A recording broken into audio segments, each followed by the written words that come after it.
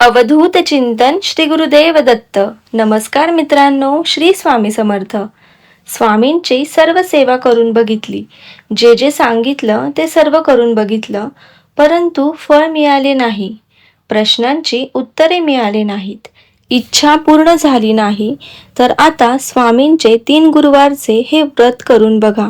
विश्वासाने, मनोभावे, श्रद्धेने हे 3 गुरुवारचे व्रत तुम्ही करायचे आहेत. तुमची इच्छा नक्की पूर्ण होईल. गुरुवारपासून तुम्हाला हे व्रत करायला सुरू करायचे आहेत. कोणत्याही गुरुवारी काही प्रॉब्लेम किंवा सुतक आलं असेल तर पुन्हा 3 गुरुवारचे व्रत तुम्हाला करायचे आहे. 3 गुरुवारचे व्रत करत असताना उपवास करायचा आहे. त्यामध्ये तुम्हाला फलाहार घ्यायचा आहे.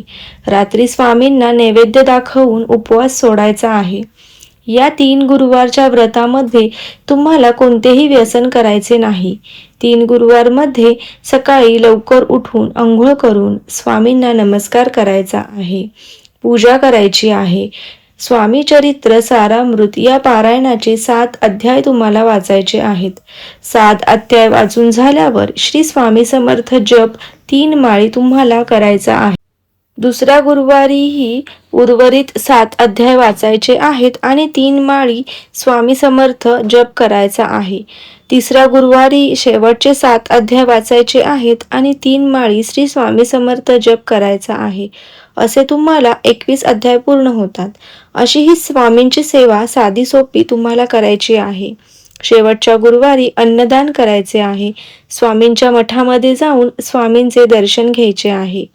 ही सेवा तुम्ही करून बघा. तुम्हाला नक्की अनुभव येईल आणि तुमची इच्छा नक्की पूर्ण होईल. व्हिडिओ आवडला असेल तर कमेंटमध्ये श्री स्वामी समर्थ लिहा आणि अशाच आध्यात्मिक माहितीसाठी माझ्या चॅनलला सबस्क्राईब करा. श्री स्वामी समर्थ.